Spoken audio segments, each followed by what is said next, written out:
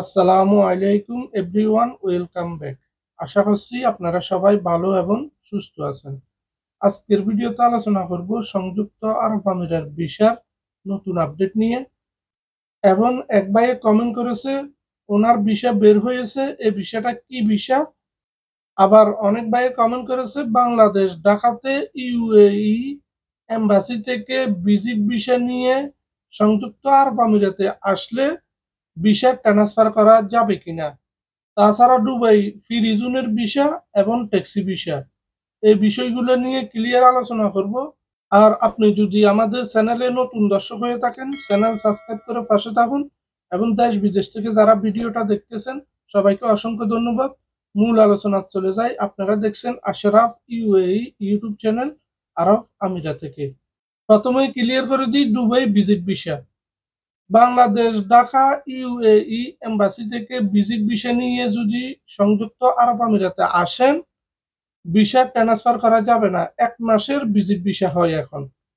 তাও proper document লাগে, সেটা আরেকটা ভিডিওতে আলোচনা করেছি, যদি না জানেন সে ভিডিওটা দেখে নেবেন।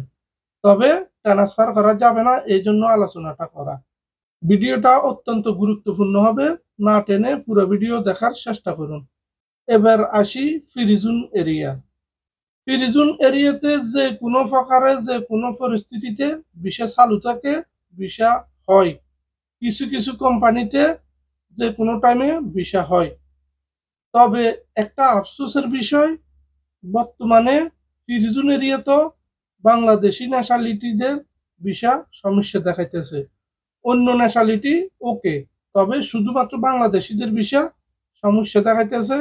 জানি না বাংলাদেশের সাথে এখন কি সমস্যা। এখন বর্তমানে দুবাই ট্যাক্সি ভিসা রিজেক্ট আসতেছে, ট্যাক্সি ভিসা হইতেছে না, কোম্পানি ভিসা তো হইতেছে না, আগে বলেছি।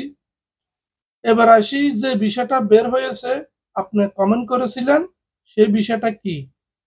দেখেন, আপনি ক্লিয়ার করেন নাই যে আপনার ভিসাটা কোন জায়গা থেকে বের হয়েছে। নিশ্চয় আপনার ভিসাটা ফ্রি জোন এরিয়াতে বের হয়েছে, বাকি অন্য জায়গায় ভিসা বের হওয়ার মতো এখন পরিস্থিতি নাই। ফ্রি জোন এরিয়াতে যদিও ভিসাটা বের হয়, সেই ভিসাটা আগে অ্যাপ্লাই করা ছিল, এখন অ্যাপ্রুভাল এসেছে। যে বিষয়গুলো জমা আছে সেই বিষয়গুলো ইনশাল্লাহ বের হয়ে যাবে। যারা টাকা পয়সা ফ্রি জোনে দিয়েছেন ভিসার জন্য, যে বিষয়গুলো অ্যাপ্লাই করা আছে এগুলো বের হবে। আর যারা টাকা পয়সা দেন নাই, নতুনভাবে ফ্রি জোনের ভিসার জন্য বর্তমানে লেনদেন করবেন না, কিছুদিন অপেক্ষা করেন।